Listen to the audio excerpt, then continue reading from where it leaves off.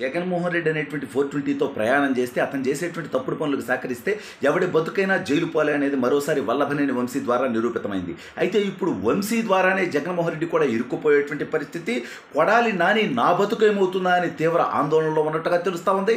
అసలు ఇంతకీ ఏం జరగబోతోంది అనేది ఈ వీడియోలో వివరించబోయే ముందుగా ఇప్పటి వరకు మన ఛానల్ సబ్స్క్రైబ్ చేయని వాళ్ళు ఖచ్చితంగా సబ్స్క్రైబ్ చేయండి. ఇక విషయానికి వస్తే జగన్మోహన్ రెడ్డి అనేటువంటి దౌర్భాగ్యుడు ఎవరినైనా సరే వాడుకోవటం, వదిలేయటం, వాళ్ళ జీవితాలని జైలు చేయటం, కోర్టు మెట్లెక్కించడం, బుగ్గిపాలు చేయటం అనేది గత చరిత్ర చూస్తే మనందరికీ తెలుసు. అయితే వల్లభనేని వంశీ నిన్న అరెస్ట్ అయినటువంటి విషయం, ఆ తర్వాత అనేక నాటకీయ పరిణామాలు, ఇంట్లో కాసేపు దాక్కొని ఒక 40 నిమిషాల సేపు అందరికీ ఫోన్లు చేసుకోవటం, ఇవన్నీ కూడా మనందరికీ తెలుసు. అయితే 14 రోజుల పాటు రిమాండ్ పడ్డాడు. తనే కాదు, తనతో పాటు మరొక ఇద్దరు కూడా జైలుకి వెళ్ళినటువంటి పరిస్థితి. ఇద్దరితోనే ఆగుతుంది అంటే లేదు. కేవలం ఈ కేసులో, ఈ కిడ్నాప్ కేసులో, సత్యవర్ధన్ని కిడ్నాప్ చేసినటువంటి కేసులోనే దాదాపు 12 మంది కనీసం జైలుకి వెళ్ళేటువంటి పరిస్థితి ఉంది. అయితే ఇప్పుడు అసలు తెలుగుదేశం పార్టీ కార్యాలయం మీద గన్నవరం కంటే ముందే ఏకంగా తెలుగుదేశం పార్టీ జాతీయ కార్యాలయం మీద దాడి జరిగింది. దాంట్లో లీలా అప్పిరెడ్డి, దేవినేని అవినాష్, జోగి రమేష్, ఇంకా ఇట్లా రకరకాల తలశీల రఘురాము, సజ్జల రామకృష్ణారెడ్డి, ఈ 420s అంతా కూడా వరుస పెట్టి ఉన్నారు. ఆ కేసు ఒకవైపు నడుస్తూ ఉంది. దాంట్లో కొంతమంది బెయిల్ తెచ్చుకున్నారు, కొంతమంది అరెస్ట్ అయ్యారు. నందిగం సురేష్ లాంటి పనికిమాలినటువంటి వ్యక్తులు కూడా అందులో ఉన్నారు. అయితే దాని తర్వాతే ఇది గన్నవరంలో ఇది జరిగింది. ఇక్కడ కూడా దాడి చేసేటువంటి ప్రయత్నం చేయటం, ఆ కార్యాలయాన్ని తగలబెట్టడం, ఎంత అధికార మదం అహంకారం. ఈ వంశీ అనేటువంటి వాడు తెలుగుదేశం పార్టీ ద్వారానే శాసనసభ్యుడిగా గెలిచినటువంటి వాడు, తెలుగుదేశం పార్టీ ద్వారానే రాజకీయాల్లోకి వచ్చినటువంటి వాడు. వాడికి డబ్బు కోసమో, వాడి ఆస్తుల పరిరక్షణ కోసమో పార్టీ మారినోడు అంతటితో ఆగకుండా బరి తెగించి తప్పుడు పనులు చేయటమే కాదు, ఏకంగా అన్న నందమూరి తారక రామారావు గారి కుమార్తె, చంద్రబాబు నాయుడు గారి సతీమణి, అందరూ తల్లిలా చూసేటువంటి భువనేశ్వరి గారిని కించపరుస్తూ కారు కూతలు కూశాడు. అందుకే నిన్నటి వాడి అరెస్టు రాష్ట్ర వ్యాప్తంగా ప్రజలందరూ సంబరాలు చేసుకునే విధంగా, అందరూ హర్షించే విధంగా ఉంది. అంటే ఒక రాక్షస సంహారం జరిగినప్పుడు, ఒక రాక్షసుడికి బుద్ధి చెప్పినప్పుడు ఏ విధంగా అయితే ప్రజలు స్పందిస్తారో, నిన్న వంశీ అరెస్ట్ విషయంలో ఇంకా వాడికి ఘోరమైనటువంటి ట్రీట్మెంట్ కావాలని ప్రజలు కోరుకున్నారంటే ఆడు చేసినటువంటి తప్పులు అటువంటివి. అయితే ఇప్పుడు ఆ వంశీ అసలు ఈ దాడి చేయటం కానీ, వీటన్నిటికీ సహకరించడం కానీ, అతను చేసినటువంటి 420 పనులకు కానీ నా వెనక ఉన్నది జగన్మోహన్ రెడ్డి అని చెప్పేస్తే ఇప్పుడు వంశీ నేరుగా చెప్పాల్సినటువంటి అవసరం లేదు. తనతో పాటు ఈ కేసులో 12 మంది నిందితులుగా ఉన్నారు. దీంట్లో ఈ కిడ్నాప్ కేసులో, దానికి ముందు పార్టీ కార్యాలయం మీద దాడి కేసులో దాదాపు 90 మంది ఉన్నారు.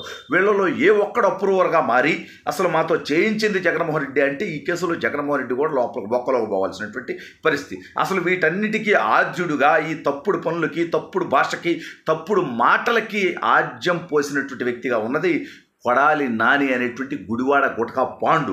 సరే, గుడివాడ ప్రజలు వాడిని 50,000 మెజార్టీతో అత్యంత ఘోరంగా ఓడగొట్టారు, అది వేరే విషయం. అయితే ఇప్పుడు ఆడిలో కూడా టెన్షన్ మొదలైపోయింది. అంటే ఇన్నాళ్ళు వీళ్ళు రిలాక్స్ అయింది ఎక్కడంటే, మా జోలికి రాలే, వాళ్ళకి భయంలే, అసలు మా మీద ఏం కేసులు పెడతారులే అని. కానీ వీళ్ళు చేసినటువంటి తప్పుడు పనుల మీద లోతుగా ఎంక్వైరీ చేస్తూ, ఒక కేసు కాదు, వైఎస్ఆర్ కాంగ్రెస్ పార్టీ లాగా తప్పుడు కేసులు పెట్టేటువంటి ప్రయత్నం కూటమి ప్రభుత్వం చేయట్లా. వీళ్ళు గత 5 సంవత్సరాల్లో చేసినటువంటి అరాచకం, విధ్వంసం, అవినీతి, బెదిరింపులు, ల్యాండ్ సెటిల్మెంట్లు, అనేక తప్పుడు పనులు ఒక్కొక్కటిగా వెలికి తీస్తూ, ఆధారాలతో వెలికి తీస్తూ, ఒక్కసారి కోర్టుకు తీసుకెళ్తే, అరెస్ట్ చేసి కోర్టుకు తీసుకెళ్తే జైలులోనే కొన్ని నెలల పాటు ఉండే విధంగా అంత ఆధారాలతో సహా వీళ్ళని అరెస్ట్ చేయడం జరుగుతూ ఉంది. అయితే ఇప్పుడు జగన్మోహన్ రెడ్డి నా బతుకేందా, ఇప్పుడు ఈ కేసులు నన్ను ఇరికిస్తారంటే, జగన్మోహన్ రెడ్డి మీద ఒక కేసు కాదు, ఆల్రెడీ 32 ఉన్నాయి. ఈ 32 కాదు, గత 5 సంవత్సరాల్లో జగన్మోహన్ రెడ్డి చేసినటువంటి తప్పుడు పనులకి కరెక్ట్గా కనుక కూటమి ప్రభుత్వం కనుక ఫోకస్ చేసినప్పుడైతే కనీసం 3,000కు పైగా కేసులు జగన్మోహన్ రెడ్డి మోయాల్సినటువంటి పరిస్థితి ఉంటుంది.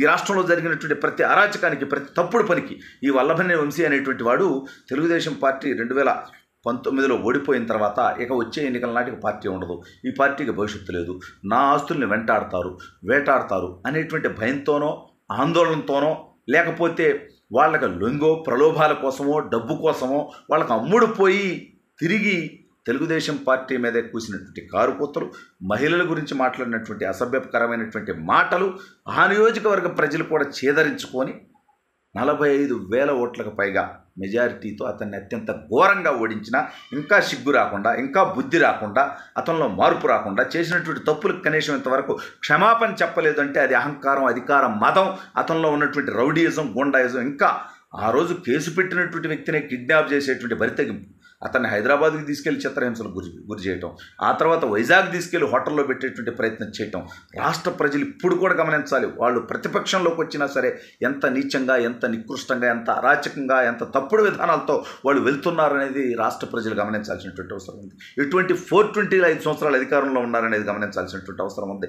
11 సీట్లు వచ్చినా మాకు ఇంకా 39% ఓట్లు వచ్చాయనేటువంటి అహంకారంతో ఉన్నారు. వాళ్ళకి ఆ 39% ఓట్లు కూడా కులం కోసమో, మతం కోసమో, డబ్బు కోసమో, భయపడో, బెదిరిస్తేనో, దయచేసి మీకు వర్గాల్లో, మీ గ్రామాల్లోనో, మీ ప్రాంతాల్లో ఉన్నటువంటి వర్గ వైషమ్యాలతో వాళ్ళకు ఓట్లు వేస్తే వాళ్ళు చేస్తున్నటువంటి తప్పుడు పనులు ఇవి అనేది రాష్ట్ర ప్రజలు గమనించాలి. అక్రమాలు, అరాచకాలు, దౌర్జన్యాలు, దోపిడీలు, రౌడీయిజం, అధికార మదం, అన్నింటికి మించి మహిళల పట్ల చులకన భావం, దళితులపై కుల దురహంకారంతో రెచ్చిపోయిన గన్నవరం పిల్ల సైకో వల్లభనేని వంశీ పాపం పండింది.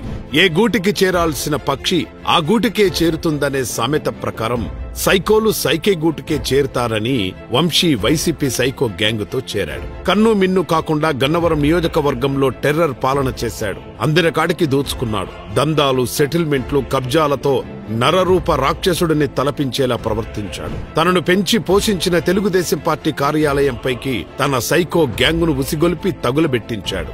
దీనిని అడ్డుకున్న తెలుగుదేశం పార్టీ నాయకులు, కార్యకర్తలపై అధికారాన్ని అడ్డుపెట్టుకుని అడ్డగోలుగా తప్పుడు కేసులు బనాయించి రాక్షసానందం పొందాడు. టీడీపీ నేత కొమ్మారెడ్డి పట్టాభిని పోలీసులతో కిడ్నాప్ చేయించి పోలీస్ స్టేషన్లో చీకటి గదిలో బంధించి వైసీపీ నేతలతో కొట్టించిన దుర్మార్గుడు వల్లభనేని వంశీ. తన టెర్రర్ పాలనపై నోరు విప్పకూడదని దళితులను బెదిరించాడు. కిడ్నాప్ చేయడం వంటి దుర్మార్గపు చేష్టలకు ఒడిగట్టాడు. నేడు తన పాపం పండింది. తన అరెస్టును తాను నమ్ముకున్న పార్టీ వాళ్లు కూడా ఖండించలేని పరిస్థితి లేదంటే తన దుర్మార్గాలు ఏ స్థాయిలో చేరాయో అర్థం చేసుకోవచ్చు. తెలుగుదేశం పార్టీ కార్యాలయంపై దాడి చేయించింది తానేనని, తనను ఎవరు ఏమీ పీకలేరని ఎమ్మెల్యేగా ఉన్నప్పుడు అహంకారపూరితంగా చేసిన వంశీ వ్యాఖ్యలతో యావత్ రాష్ట్రమంతా నివ్వెరపోయింది. దళితులు, అమాయక ప్రజలను వేధించిన వల్లభనేని వంశీ అరెస్టు పట్ల యావత్ రాష్ట్రమంతా నేడు హర్షం వ్యక్తం చేస్తోంది. ఇలాంటి సైకోలతో సభ్య సమాజానికి చాలా ప్రమాదం. సమాజానికి హాని తలపెట్టే పిల్ల సైకోలు,